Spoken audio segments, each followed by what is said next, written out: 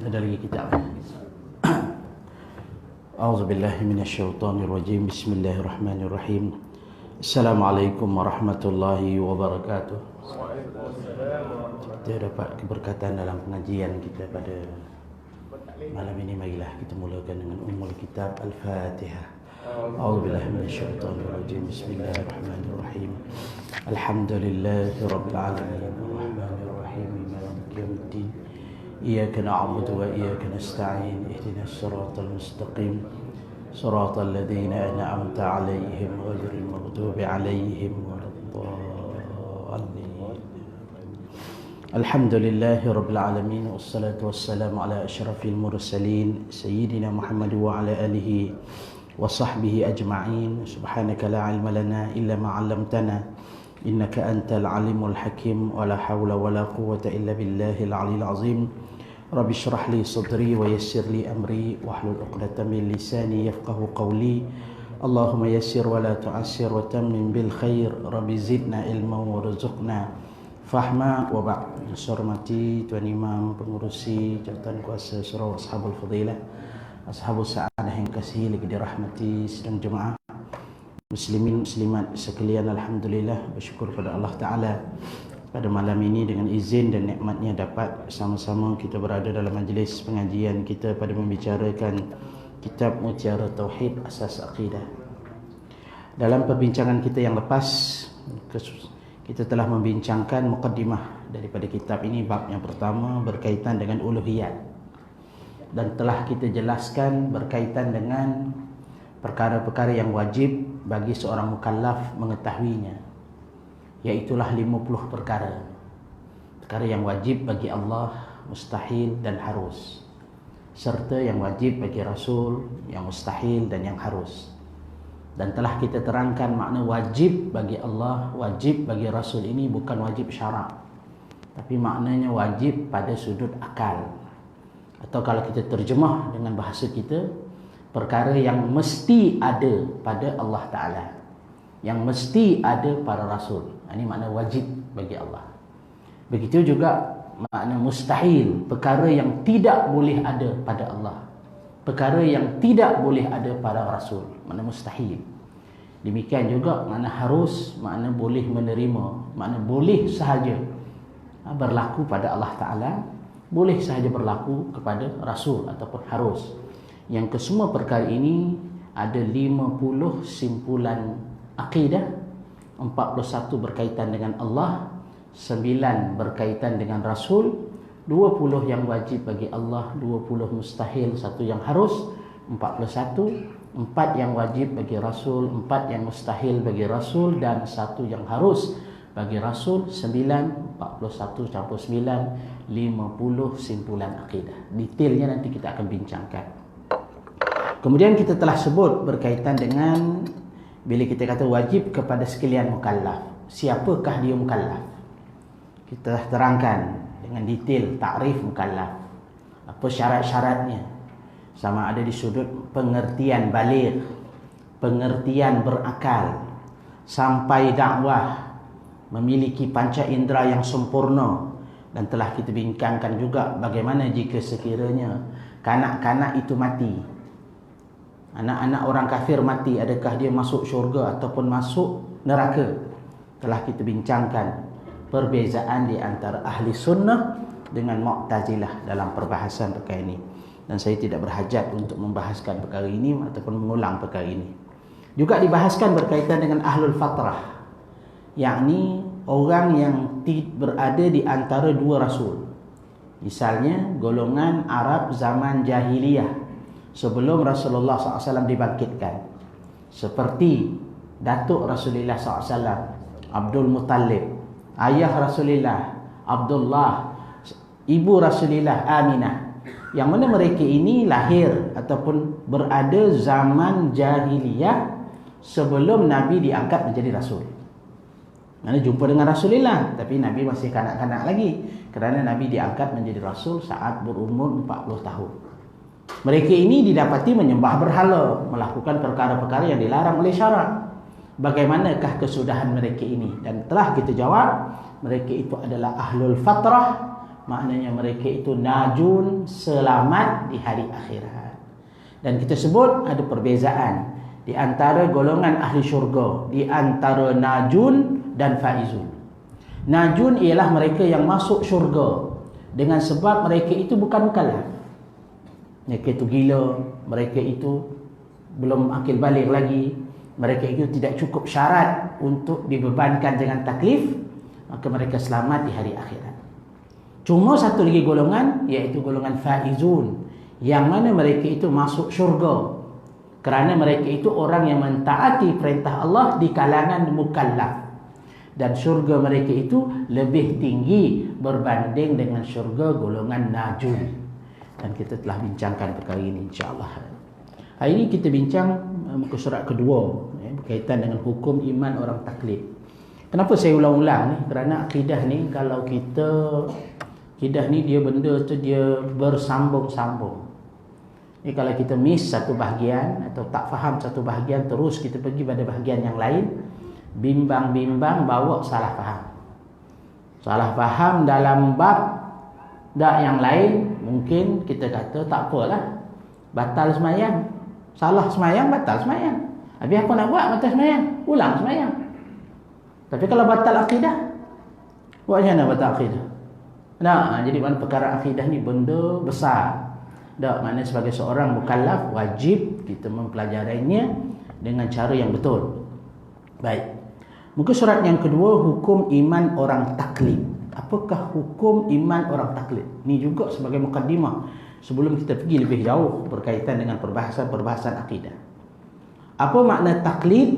Taklid maknanya mengikut orang tanpa dalil. Maknanya ikut-ikutan. Ikut tanpa dalil. Maksudnya dalam agama ni boleh ikut, tapi mesti ada dalil. Jadi kalau ikut tanpa dalil, apa hukumnya? Kerana ada perbezaan ikut orang tanpa dalil. Dalam hidup atas dunia ni, ada juga banyak kita ikut-ikut orang. Tahu tak? Orang pakat beli kereta, apa contoh? Kereta glamour sekarang. Kita pakat beli. Yang tanya sebab apa kau beli? Tak tahu, orang pakat beli. Nak dalil tak tahu kita. Fadilat tak tahu. Orang zaman pakat tukar beli arus. Tengok ya, aku ramai juga arus, beli arus. Contoh. Ini saya cerita ni umum, tak ada kena-mengena. Macam saya cerita ni benda betul lah. Jabat saya dah. Satu ketika pakat beli Grand Levina. Habis satu Grand Levina. Sampai 15 orang beli Grand Levina.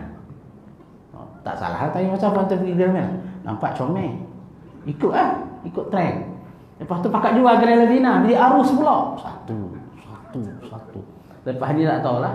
No, Levina arus, lepas ni aras lah pula tu. Macam-macam. Baik, ikut dalam benda dunia mungkin tak ada apa-apa lah. Tak ada lagi rasanya orang kata kita orang beli Grand Levina, kita beli Levina hukumnya haram. Tak ada kot. Itu benda dunia. Tapi apa hukumnya ikut-ikut tanpa dalil dalam akidah? Bahkan kalau dalam fiqh sendiri pun ada keringanan lagi. Tak ada keringanan, tapi ini benda akidah, benda besar. Kita tengok apa perbahasan dia. Perbahasan ini adalah penjelasan tentang wajibnya, di sudut syarak, mengetahui hal-hal yang wajib, harus serta mustahil bagi Allah dan Rasulnya. Baik. Ini kena ambil perhatian betul-betul. Ada dua kali perkataan wajib. Satu wajib makna wajib syarak, satu wajib dengan makna wajib akal. Jangan keliru. Baik. Dia nak jelaskan kepada kita wajib syarak. Yang pertama, wajib di sudut syarak. Maksud wajib sudut syarak, ma yuthabu fa'iluhu wa yu'aqabu tarikuhu. Orang yang bukannya diberi pahala, yang tinggal berdosa, diseksa oleh Allah. Itu makna wajib di sudut syarak. Atau dengan pengertian lain, ma talabahu syari' fi'luhu talban jaziman. Sesuatu yang dituntut oleh syarak melakukannya dengan tuntutan yang kuat dan pasti. Itu mana wajib. Suruh tu bukan suruh main-main. Suruh betul-betul. Mana kalau tak buat, ada ancaman daripada Allah Ta'ala. Baik. Menjelaskan wajibnya di sudut syarak, mengetahui hal-hal yang wajib. Wajib yang kedua ni ialah wajib akal. Atau kalau kita terjemah, wajib di sudut syarak mengetahui perkara yang mesti dan pasti ada pada Allah, yang tidak boleh ada pada Allah, yang harus pada Allah, yang mesti ada pada Rasul, yang tidak boleh ada pada Rasul, dan yang harus boleh terjadi pada para Rasul. Ni kita mudah kita terjemah makna wajib. Yang kedua ni wajib akal dengan makna mesti atau pasti. Itu mudah. Tapi ulama dia, kita kena kekalkan istilah dia.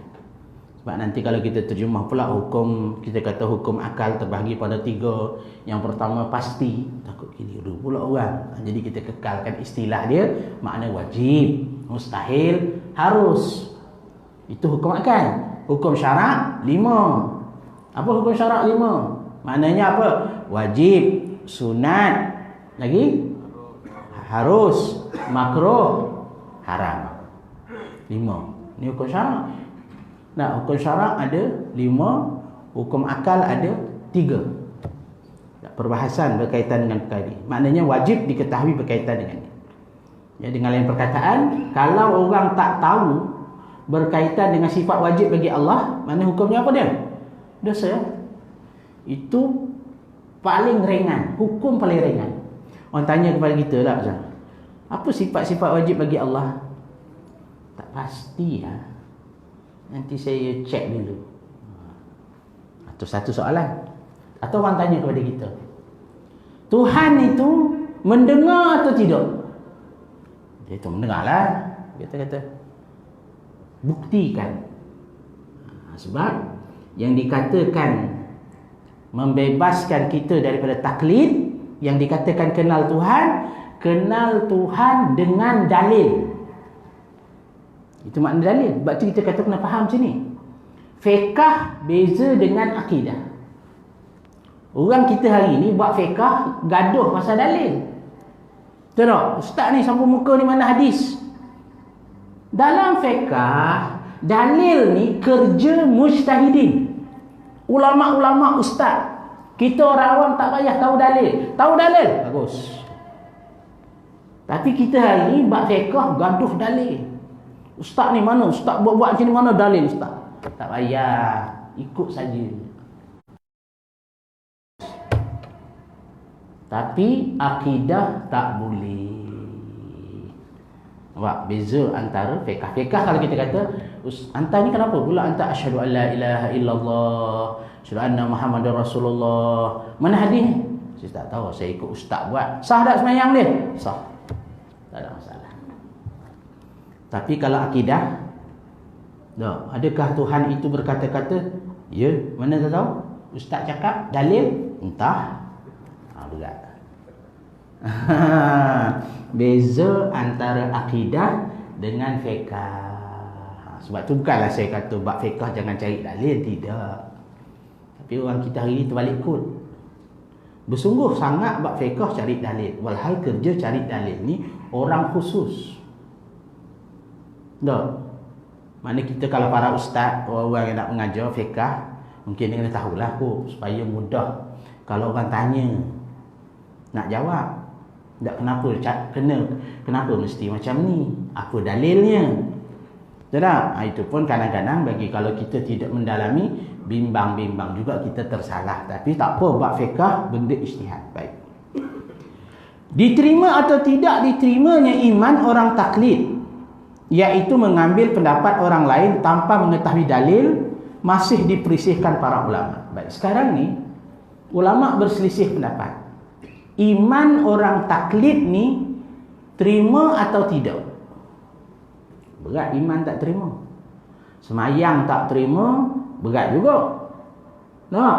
Iman tak terima jauh lebih berat. Maknanya kalau kita faham macam ni, perbahasan ni, seseorang tu jadi kafir, tak perlu dia isi borang. Ya dah, isi borang, jabat pendaftaran, buat akaun bersumpah, adalah saya, tak payah. Tak payah. Cukup sekadar dia itu tidak diterima belajar akidah. Berat tuan-tuan. Berarti kita kata, kita bab pengajian akidah ni benda mesti dipelajari secara khusus. Itu kalau ustaz mengajar, mana-mana ustaz mengajar, pastikan dia ada pegangan. Tak boleh ngajak akidah gini tuan-tuan.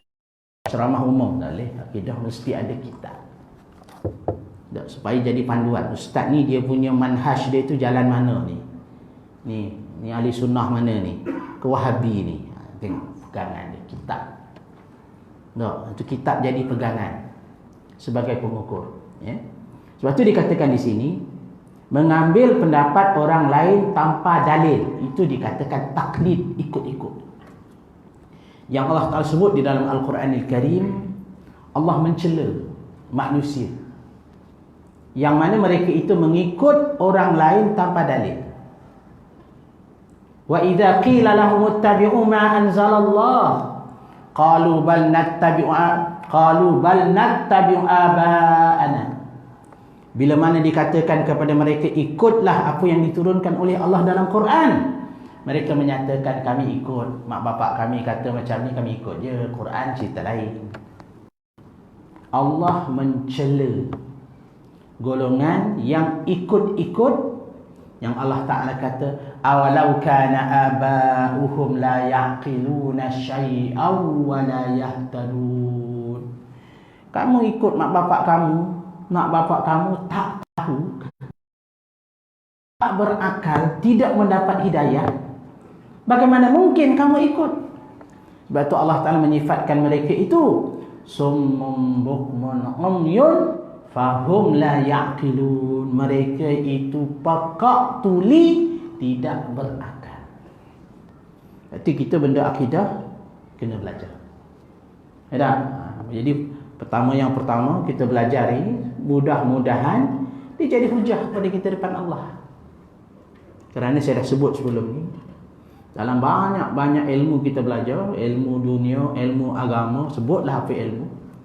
Tak, disiplin ilmu belajar bahasa Inggeris, sejak tadika lagi bahasa Inggeris dah. Tak?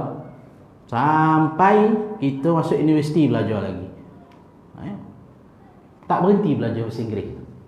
Agak-agak dalam kubur tak ajar bahasa Inggeris tak? Malaikat tanya, ni past tense ke past continuous ke apa benda? Nak tanya.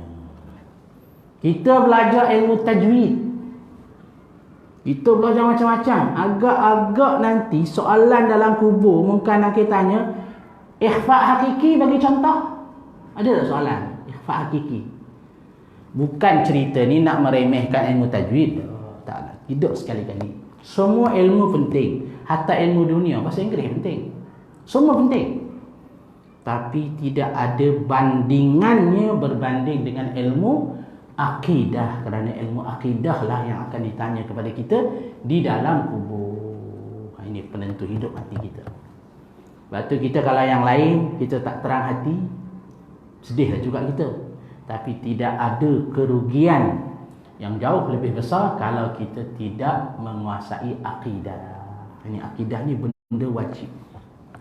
Benda-benda lain tu kita tahu lebih tak apalah. Tapi kalau akidah kita kena tahu. Baik kata pengarang ada khilaf para ulama. Jika dia mengetahui dalilnya, maka orang itu tidak dikatakan taklid.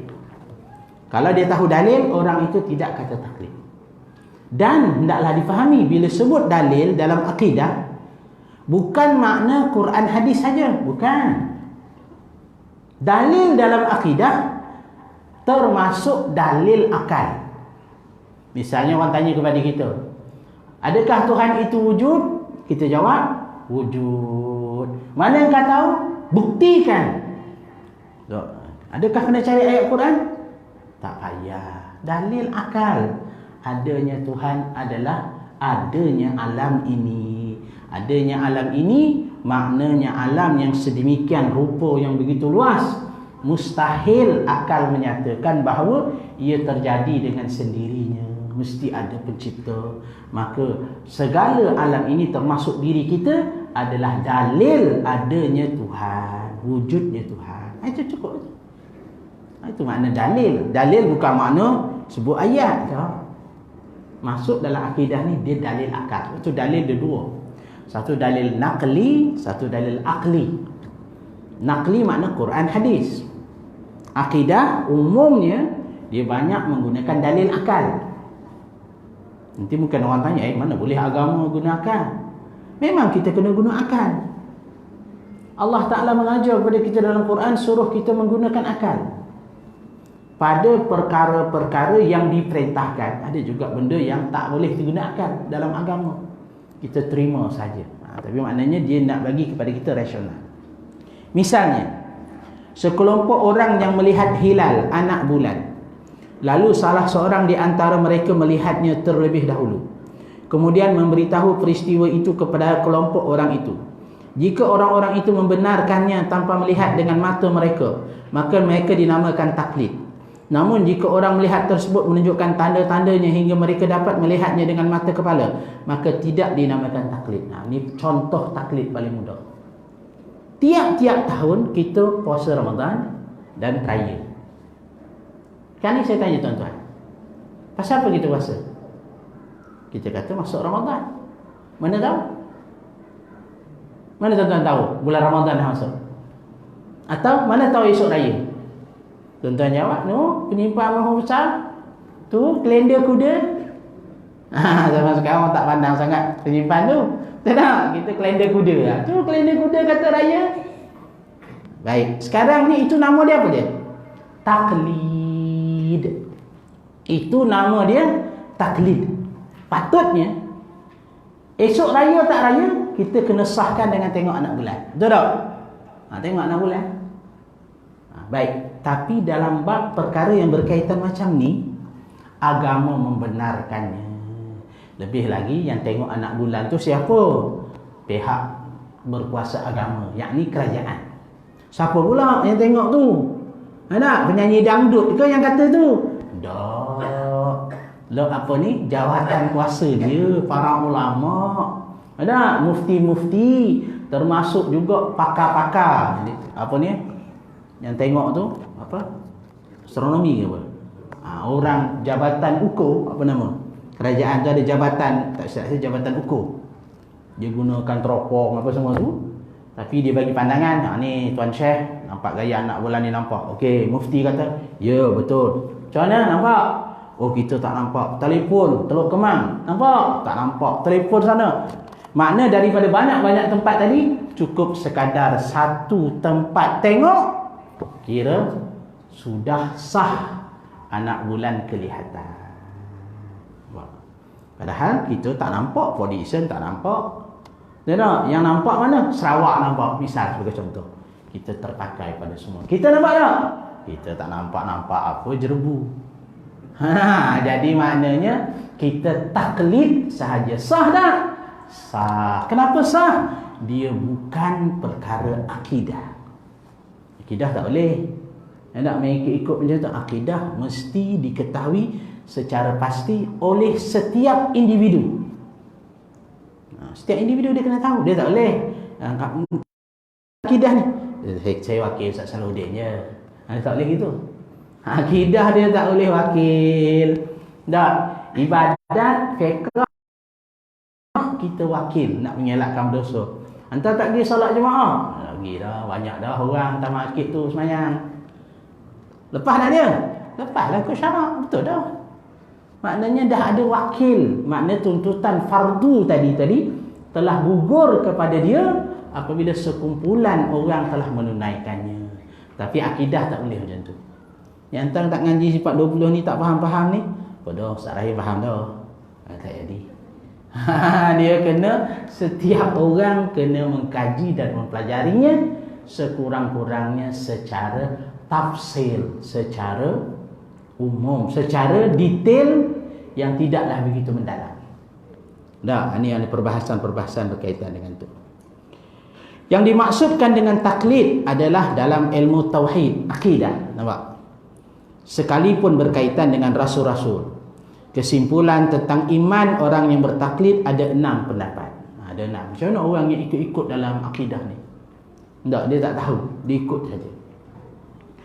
Pendapat yang pertama yang paling benar di antara ke-6 tersebut ialah boleh taklid jika dia tidak termasuk orang yang layak untuk meneliti. Dia termasuk di kalangan orang awam. Maknanya dia nak membaca pun payah, pengetahuan dia pun sangat terhad. Maka pendapat yang pertama ni kata boleh, sah imannya. Jika orang tersebut layak untuk meneliti dasar hukum, mana boleh belajar macam kebanyakan kita ni, maka dia boleh bertaklid namun dianggap salah. Dia boleh macam kita ni, tak boleh belajar, boleh mengaji, tapi tetap dikira salah. Sebab mengetahui Allah dengan sifat-sifatnya wajib atas semua Muslim, lelaki maupun perempuan. Nampak? Sifat-sifat Allah Ta'ala ni wajib diketahui. Makna di sudut hukum syarak, kalau tak tahu berdosa. Tak tahu dosa, wajib diketahui. Demikian pula mengetahui rasul-rasul dan membezakan antara para rasul dan sahabat. Kadang-kadang kita sebab tu para ulama dia kata bukan mesti hafal rasul-rasul, bukan mesti. Tapi janganlah sampai rasul dengan sahabat pun tak tahu. Jangan sampai gitu sangat. Ustaz Imam Ghazali tu Nabi ke Ustaz? Tu berat sangat. Kalau kita nak jawab pun payah soalan tu. Payahnya soalan begitu tak boleh nak jawab. Imam Ghazali tu Nabi tak Nabi? Macam mana nak jawab soalan ni? Maknanya berat sangat benda macam tu. Maksudnya biarlah kita tahu. Lepas tu kata para ulama tidak syarat hafal. Tak syarat hafal, tapi kadar paling minimum jika ditanya berkaitan dengan perkara-perkara ini yang wajib, mustahil dan harus, dapat menjawabnya. Itu kadar minimum. Misalnya sebagai contoh, dia tak payah detail-detail, kalau tanya detail ni jam semua orang zaman sekarang. Apa contoh detail? Bahaskan berkaitan dengan sifat kudrah Allah di sudut tanjizi qadim dengan tanjizi hadis, suluh qadim dan qabdah. Itu pening, semua fail. Budak universiti pun fail.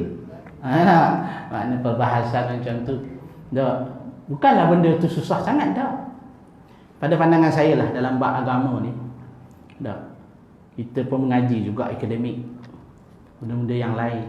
Pernah juga belajar sikit-sikit admat apa semua tu. Rasanya belajar admat payah lagi pada belajar akidah. Rasa saya lah.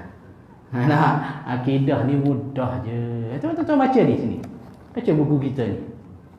Saya yakin dan percaya 50% tuan-tuan boleh faham. 50% boleh faham. 50% boleh faham. Adalah benda tak boleh faham. Tapi 50% boleh faham. Maknanya selebihnya itu mungkin kita tak jelas, perlu kepada penjelasan. Berbanding kadang-kadang setengah daripada ilmu, kadang-kadang lebih payah lagi untuk kita mempelajarinya. Baik. Demikian pula mengetahui rasul dan membezakannya, para rasul dan sahabat, mengetahui kedudukan mereka, semuanya merupakan kewajiban dari segi agama Islam yang tidak boleh ditinggalkan bagaimanapun keadaannya. Akidah ni kalau tak belajar, sebab tu ulama' dia bagi hukum dulu. Cukup seseorang itu menjadi fasik apabila walaupun dia tidak melakukan apa-apa maksiat, dengan dia tidak mempelajari ilmu fardu ain. Nak jadi fasik ni bukan payah. Ya tak? Bukan makna mesti minum arak, mesti berjudi dah. Cukup sekadar dia tak belajar ilmu fardu ain, fasik. Automatik. Ini makna perkara itu berkaitan dengan akidah ni tuan-tuan. Sebab tu saya ada kesempatan kita ni, saya tak kata saya alim, tapi makna marilah saya nak ajak kita semua. Berbetulan kita masih lagi peringkat awal buku kitab kita ni. Saya mengajar beberapa masjid kita ni. Nak khatam kitab ni 5 tahun. 5 tahun. Maknanya sekurang-kurangnya 5 tahun. Bukanlah kata detail sangat, tapi sekurang-kurangnya boleh kita kata kita buat modal, buat bekal kepada kita. Kerana akidah ni benda yang sangat besar.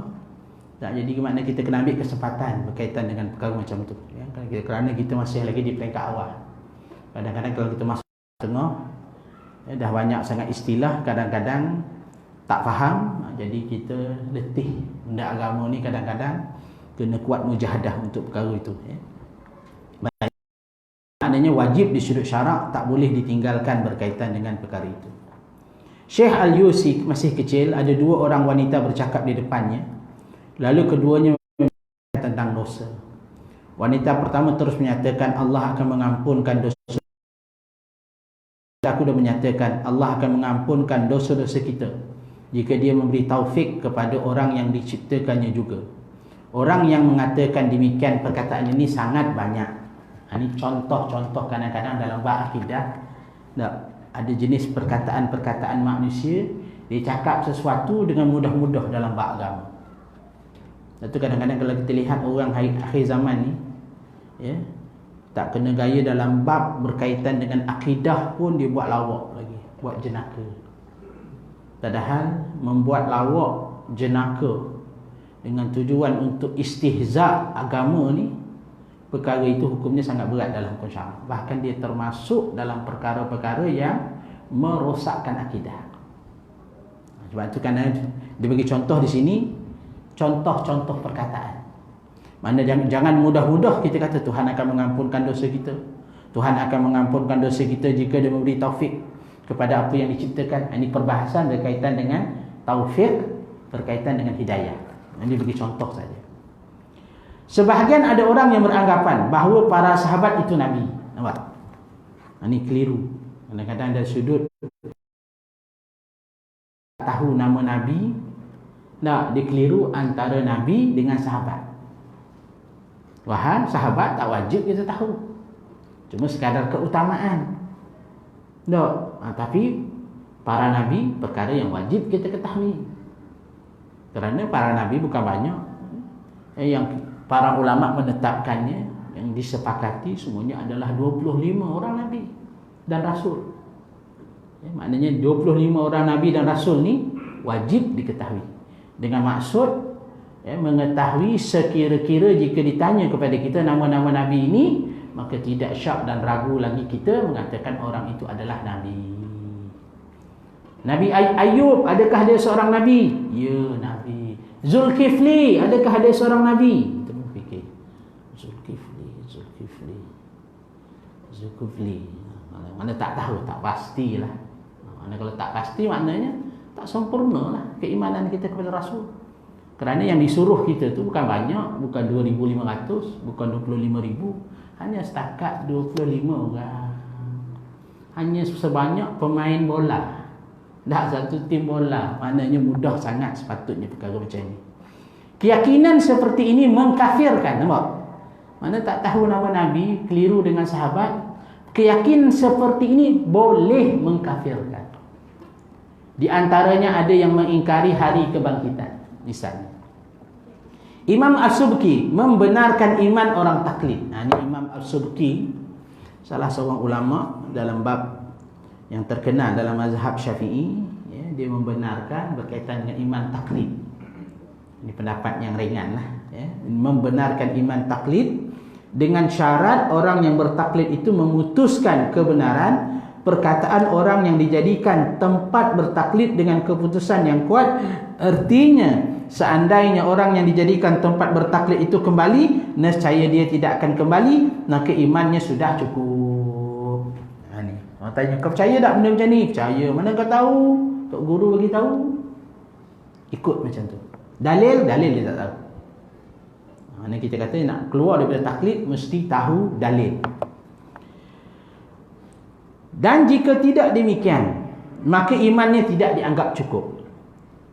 Jadi maknanya kalau dalam ikut-ikut sekadar, sebab tu dalam kita kata boleh buat kesimpulan, ikut-ikut dalam perkara akidah ini umumnya berdosa. Umumnya berdosa. Mana tak boleh, mana mesti kita belajar walaupun dengan dalil yang kita kata sangat ringkas, kena tahu dalil juga.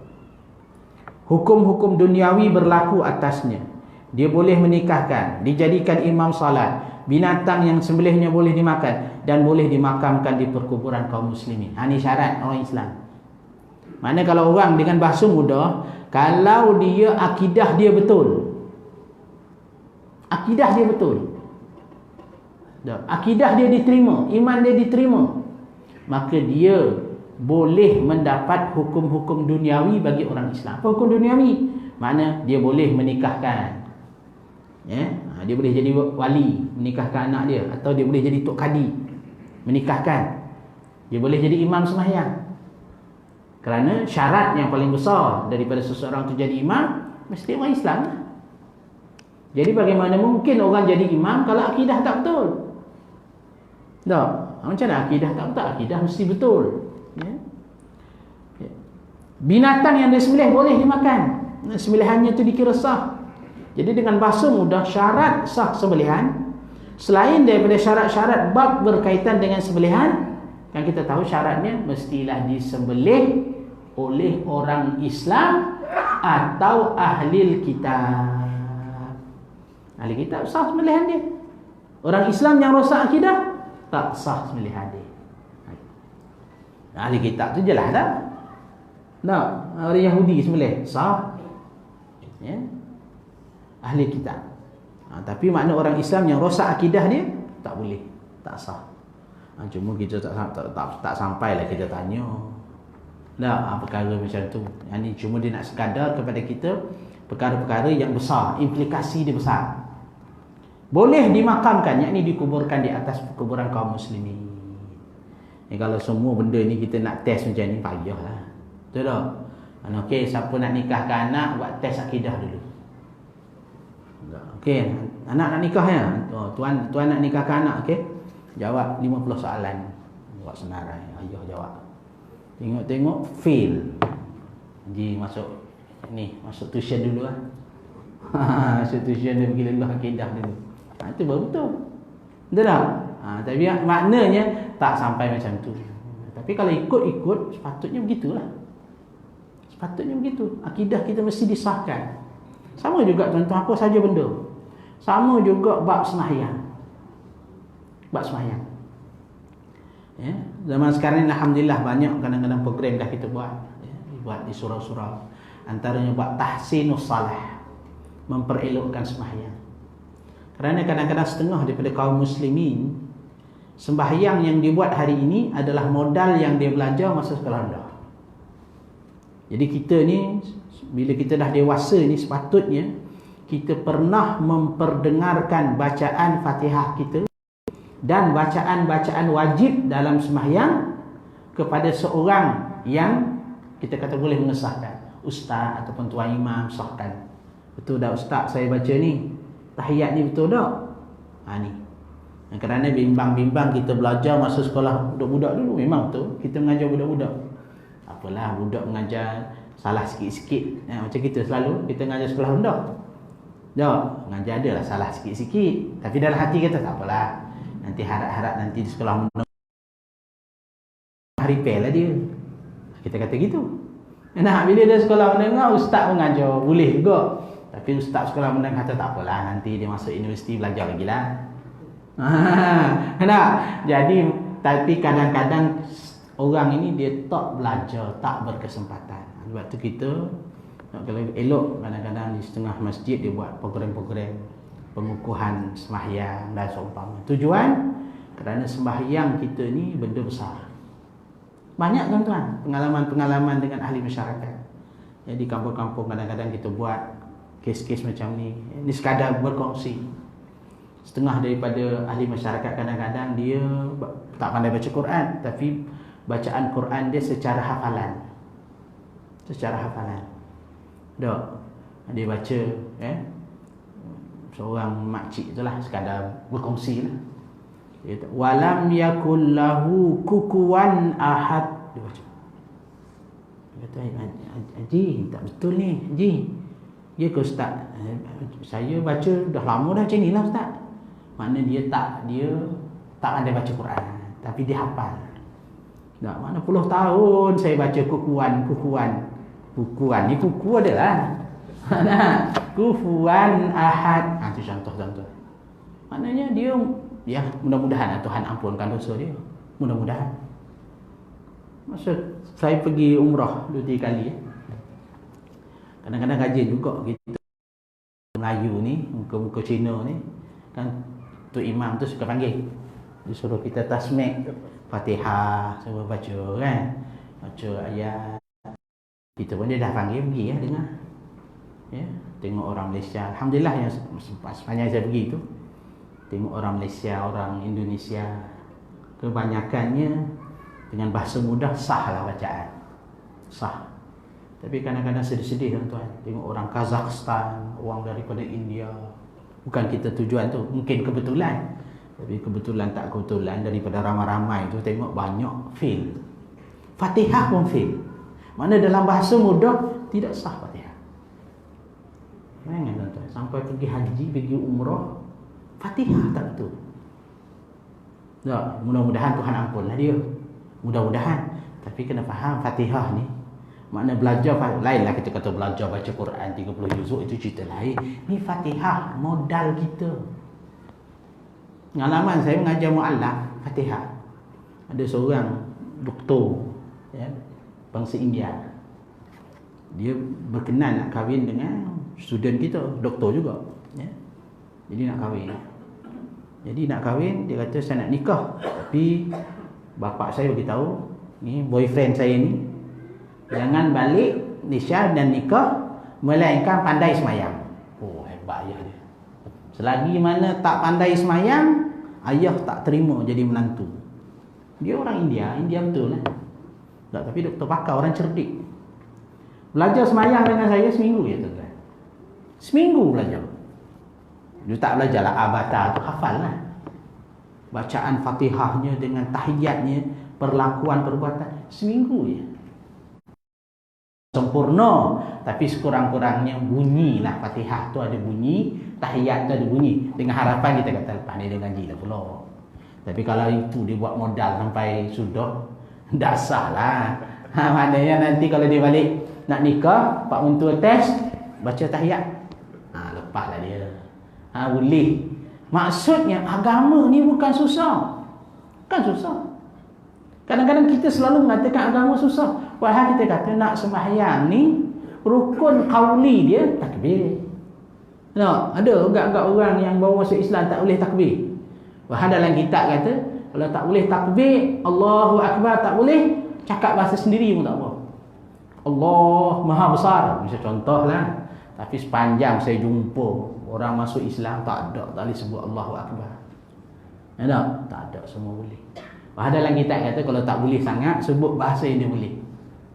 Ya, takdir dia orang Jawa tak boleh sebut Allah gedi, boleh ya? Sah lah semayang dia. Untuk hari ataupun minggu-minggu pertama dia masuk Islam. Sah ha? Ya, orang Allah Akbar dia, Allah gedi. Sah. Tapi sah lah kot, sebulan sah lah. Takkan sebulan Allahu Akbar tak boleh belajar. Nah, lepas tu Fatihah dia macam mana sah? Fatihah hendaklah 7 ayat, tak boleh. Lembab sangat dia ni. Tak apa, syarat kata bacalah sekurang-kurangnya 1 ayat. Rahim, boleh belajar bismillah. Habis tak cukup 7 ayat, baca bismillah 7 kali. Bismillahirrahmanirrahim. Bismillahirrahmanirrahim. 7 ayat Fatihah, sah sembahyangnya. Untuk bulan pertama lah kot. Bulan ke depan 2 ayat lah pula. Itu contoh dalam agama ni, banyaknya diskaun dalam agama. Cuma manusia banyak beri alasan. Kata agama susah, belajar sedap. Agama lah paling senang. Banyak lagi disiplin ilmu yang kita pelajari, tuan-tuan pelajari, jauh lebih susah daripada apa yang kita pelajari dalam agama. Dan agama ni senang. Tak, mudah saja. Cuma atas orang nak melakukan perkara itu. Baik.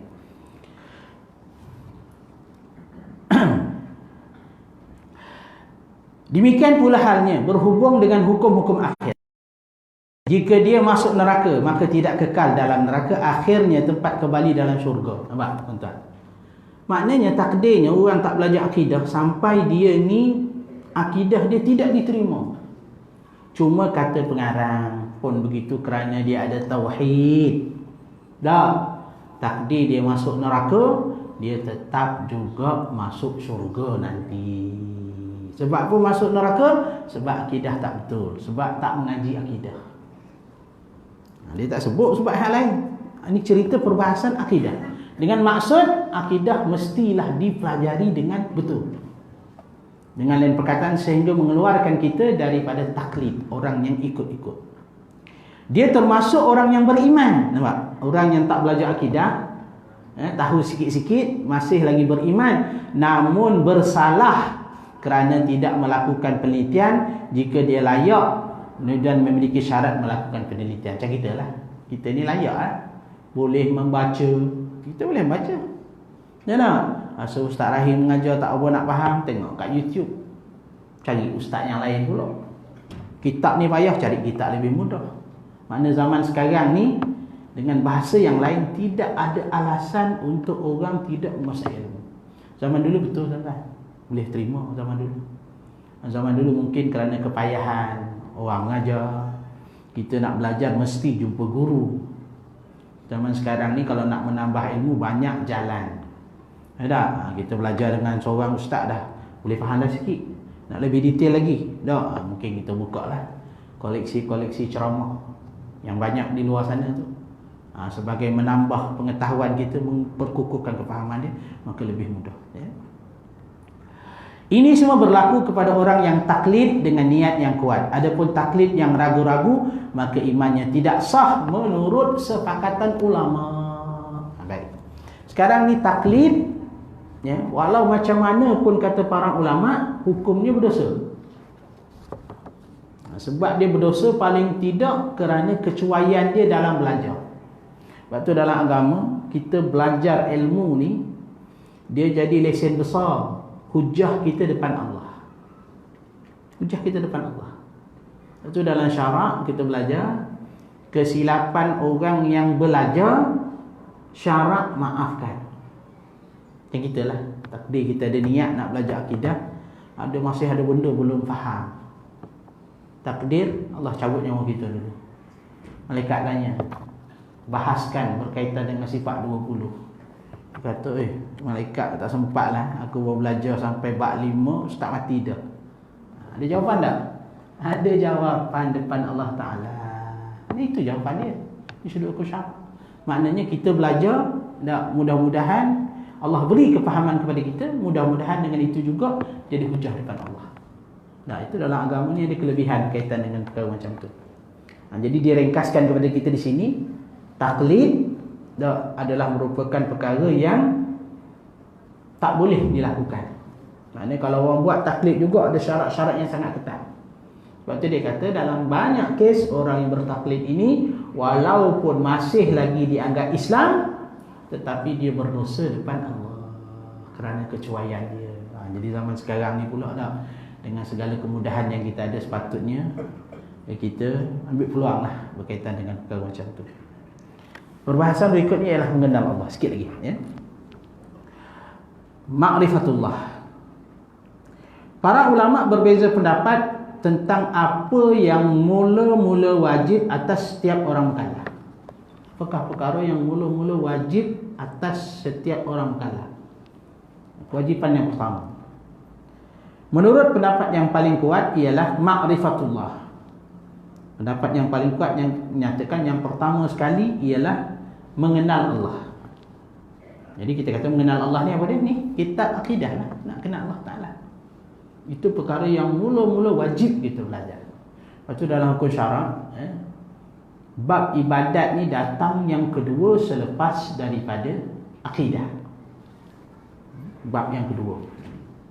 Lepas tu kalau kita cara nak ajak orang masuk Islam, jangan ditekankan sangat di sudut pelaksanaan ibadat. Jangan tekan sangat. Jangan tekan sangat. Kadang-kadang setengah daripada kita orang masuk Islam terus bagi kewajipan syarak. Oh ni kau wajib ni. Kadang-kadang ni masuk Islam saja. Oh saudara saya dalam Islam, bila nak tempah sunat, sunat tu pas sunat kelas nak mengaji lagi, belajar sembahyang lagi, baguslah. Tapi yang perlu ditekankan ialah mengenal Allah. Bab-bab ibadat ni buat perlahan-lahan. Yang tu lebih konsisten. Ini pengalaman saya lah dengan mu'allaf ni. Dengan mu'allaf ni. Cuma kebanyakan pengalaman saya dengan mu'allaf orang Western, orang putih ni, dia Dia masuk Islam tu dia dengan knowledge, dengan pengetahuan. Dia bukan ikut-ikut. Walaupun mereka masuk Islam tu nampak zahir macam dia nak kahwin. Betul lah, dia nak kahwin. Tapi mereka itu umumnya dia dah ada pengetahuan. Dia dah ada pengetahuan.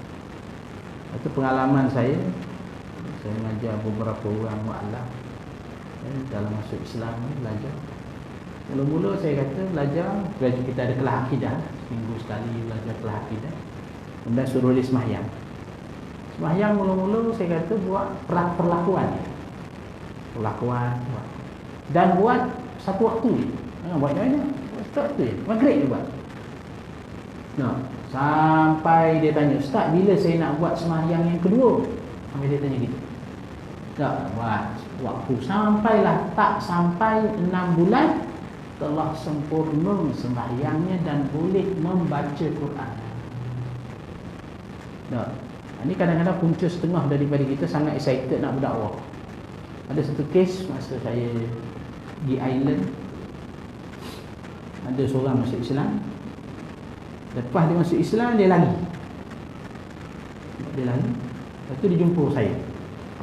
Dia tanya saya pasal apa dia kata. Dia kata saya confused lah Ustaz. Kenapa dia kata? Saya baru seminggu masuk Islam.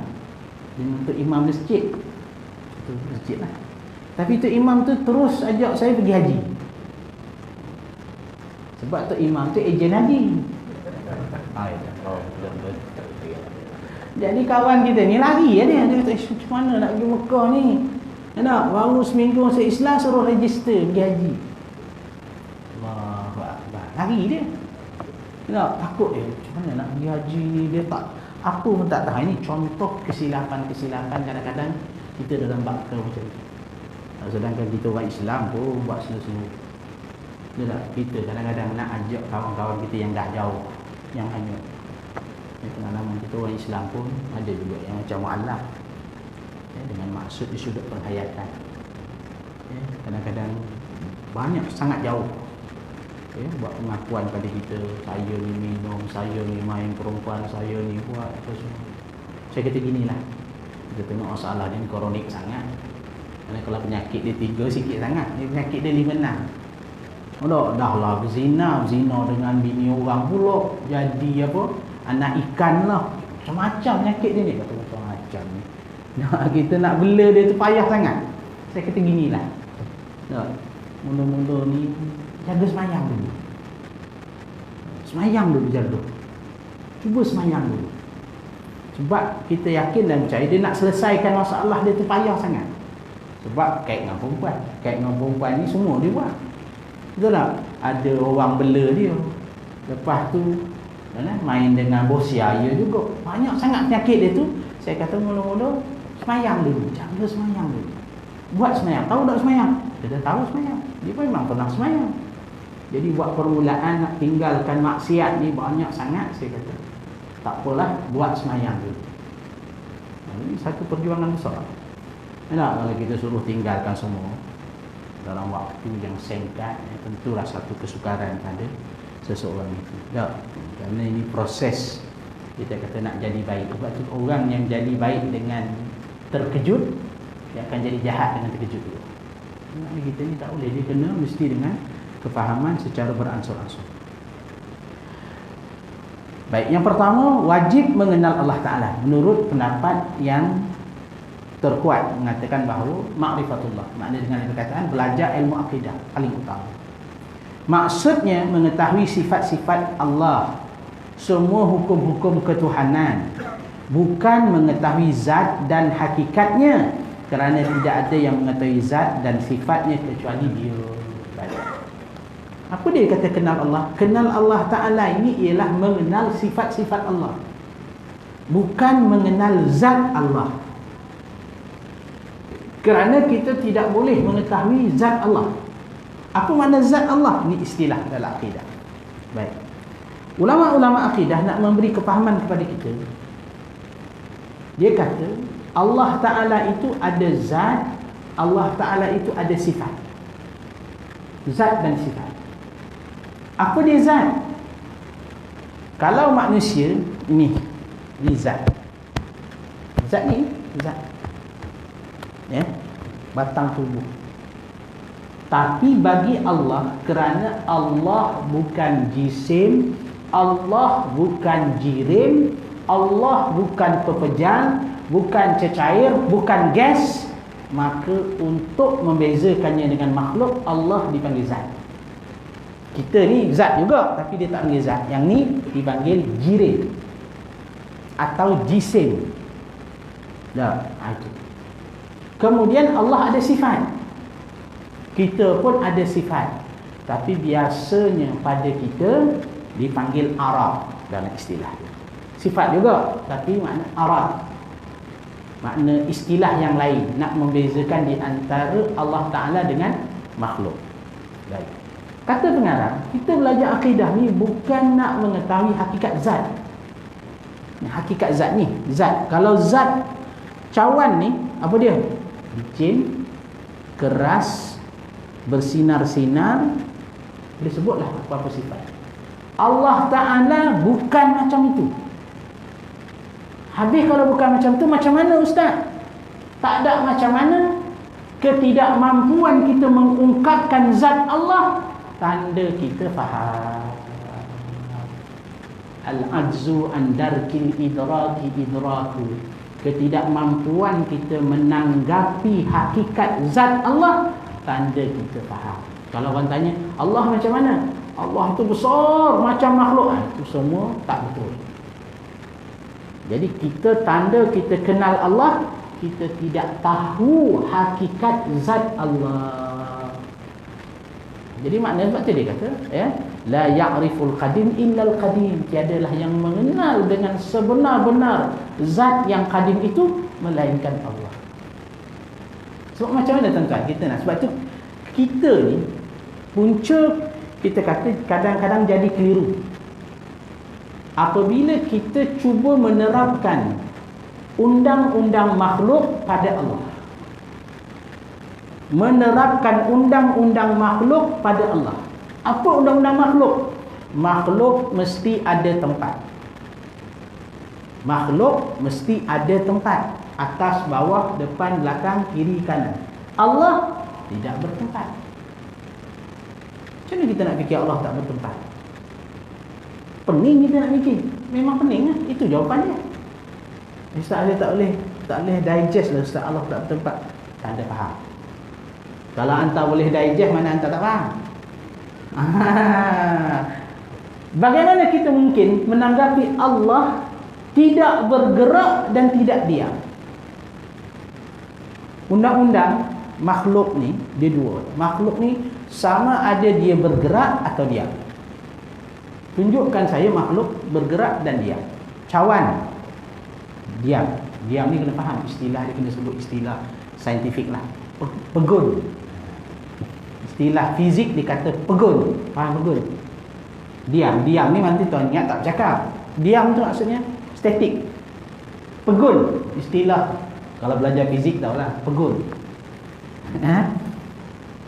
Makhluk ini sama ada dia pegun atau dia bergerak. Kipas bergerak. Cawan pegun. Ada tak sesuatu yang dia tidak pegun, tidak bergerak? Ada tak? Tunjukkan saya. Jawapannya tak ada. Allah tidak pegun, Allah tidak bergerak. Macam mana Ustaz tak faham? Tak faham tu tanda faham. Jadi kalau kita boleh sifatkan Allah, tak betul. Ini sebab tu dia kata di sini, mengetahui sifat-sifatnya dan semua hukum-hukum ketuhanan. Kerana Allah Ta'ala ni tak ikut hukum makhluk. Hukum makhluk mesti ada beginning, mesti ada ending. Allah tak ada beginning, tak ada ending. Macam mana ya? Dia tak ada mula. Tak ada mula tu macam mana? Sebelum tu tak ada sebelum. Macam mana kita nak fikir sesuatu yang tak ada permulaan? Ada tak contoh? Maknanya jawapannya tak ada. Semua sesuatu mesti ada tarikh buat, mesti ada tarikh lahir, mesti ada expired date. Allah Ta'ala tak ada permulaan, tak ada kesudahan. Ini. Lepas tu dia kata, kita ni jangan letakkan Allah Ta'ala dalam hukum-hukum manusia. Allah ada hukum ketuhanan hanya pada dia. Sebab itu Walaupun sifat-sifat Allah sama macam kita pada setengah-setengah istilah, tapi hakikat tidak sama. Hakikat tidak sama. Allah Allah Ta'ala itu Asy-Syakur. Asy-Syakur tu kita terjemah yang sangat berterima kasih, atau setengah ulama kata terjemah yang sangat kenang budi. Asy-Syakur, orang kenang budi. Apa contoh orang kenang budi kita? Dia tolong kita, satu hari kita susah, dia tolong kita. Kita tolong dia, bagi pinjam 1,000. Dia tak? Aku susah ni, tak ada duit ni. Okey, aku bagi 1,000. Lepas tu, satu ketika, dah dia pula susah, ya? Kita pula susah. Tadi dia susah, kita bagi dia 1,000. Satu masa kita pun susah. Aku tak ada duit lah sekarang. Kerana dia jenis orang kenang budi, dia bagi kita 10,000. Oh, kita kata bagus, dia syakur sungguh, kenang budi. Allah lebih daripada itu. Allah lebih daripada itu. Contoh, kita lihat atas dunia, orang yang paling kufur dengan Allah, paling jahat dengan Allah adalah paling kaya. Betul tak? Paling kaya.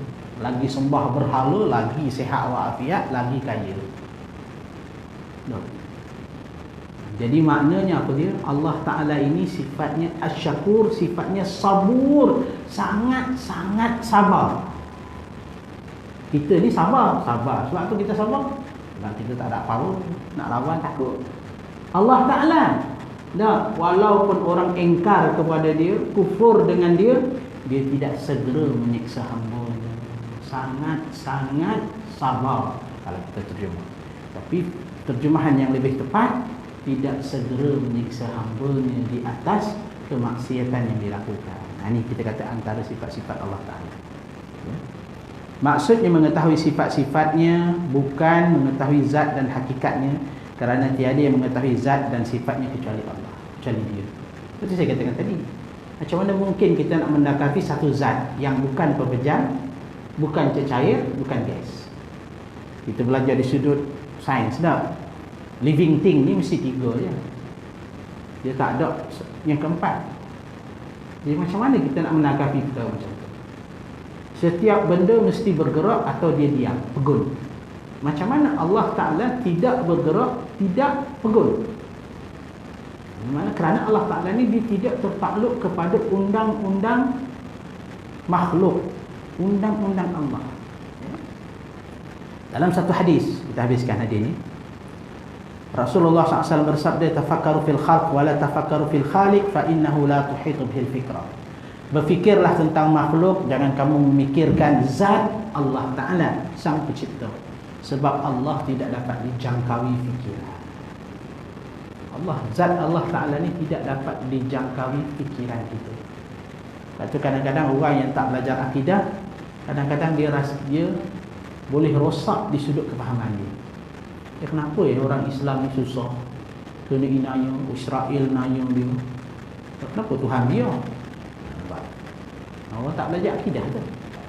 Ada, aku semayang siang malam, tapi pakai basikal bubuk. Dia tak semayang. Ada, pakai arus. Contoh, jangan orang pakai arus terus pula. Contoh, ya. Macam mana aku semayang siang malam ni pakai basikal je? Ada ke kawan-kawan pakai? Lah. Contoh, ya. Kenapa jadi gitu? Apa kita nak hairan? Mana kita, kalau kita belajar akidah, Allah Ta'ala ni sifat dia Ar-Rahman, Maha Murah. Tuhan ni, kalau diterjemah dalam kitab-kitab lama, Tuhan yang sangat boros.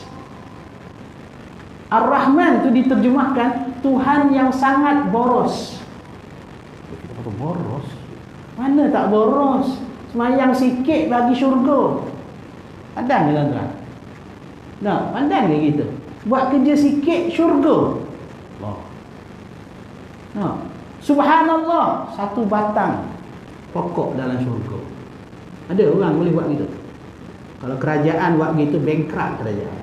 Subhanallah, bayar satu pokok dalam syurga.